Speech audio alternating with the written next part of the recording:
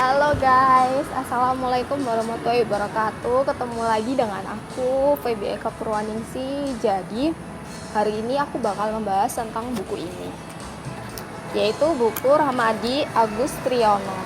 Nah, aku nggak mungkin dong bahas buku ini semuanya. Jadi aku bahas buku ini tuh bab 8 tentang pengambilan keputusan intuisi. Jadi, gini, intuisi sendiri itu adalah kemampuan diri kita tanpa adanya penalaran dan pemahaman secara intelektual maupun rasional.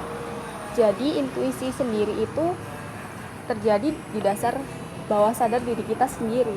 Jadi kita tuh nggak kebetulan aja gitu intuisi itu, ya kayak gitulah.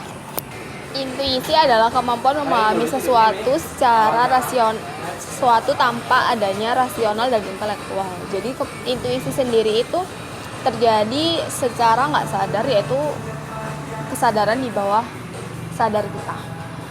Intuisi sendiri itu terjadi karena sebuah kebetulan. Jadi intuisi sendiri itu nggak perlu kita menganalisis masalahnya gimana, terus kita juga nggak perlu yang terlalu matang dalam memikirkan sebuah intuisi, karena intuisi itu terjadi secara kebetulan.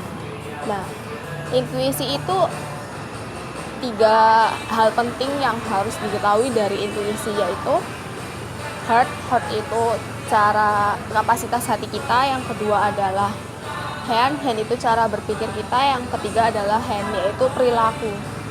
Intuisi sendiri itu ada 2, yaitu insting dan superego.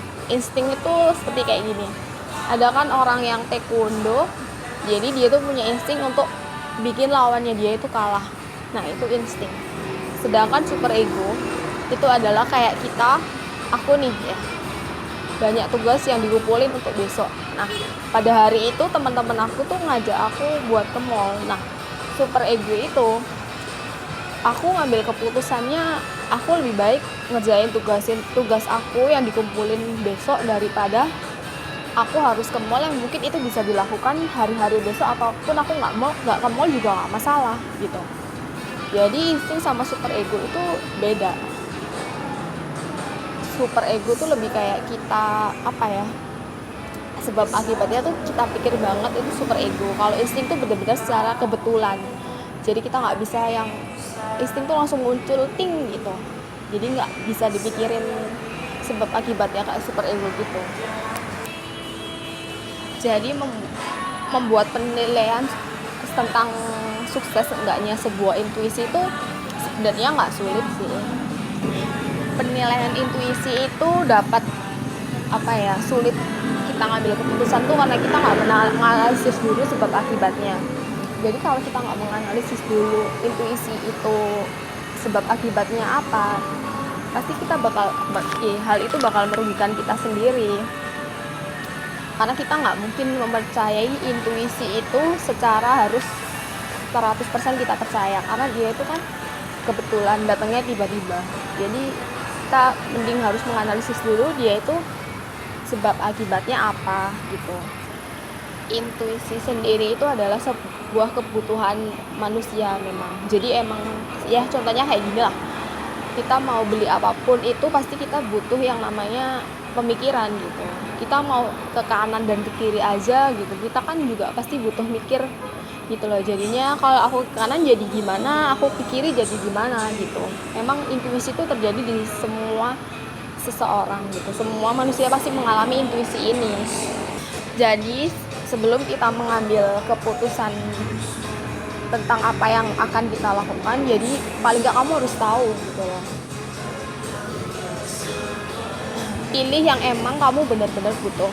Pilih yang emang kamu itu benar-benar emang harus sanggup menanggung apa akibat dari pilihan kamu itu. Nah, 2 ini kamu harus memikirkan, karena kita nggak mungkin dong mengambil keputusan tanpa memikirkan sebab akibat, ya seperti yang di awal aku jelasin tadi.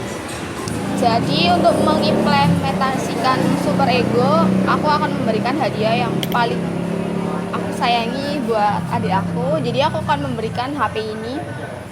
Kenapa aku memberikan HP ini kepada adik aku? Karena satu, dia lagi berulang tahun. Jadi aku memberikan barang yang emang benar-benar dia butuhkan. Karena sekarang kan lagi sekolah daring ya, gitu. Semuanya serba internet.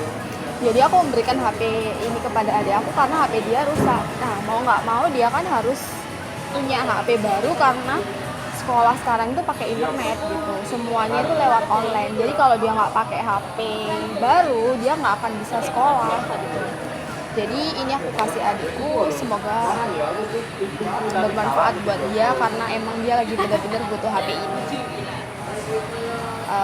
Sekian vlog aku hari ini. Jadi terima kasih udah nyimak vlog aku hari ini, dan maaf banget kalau ada kata-kata yang nggak nyambung atau salah gitu. Jadi terima kasih.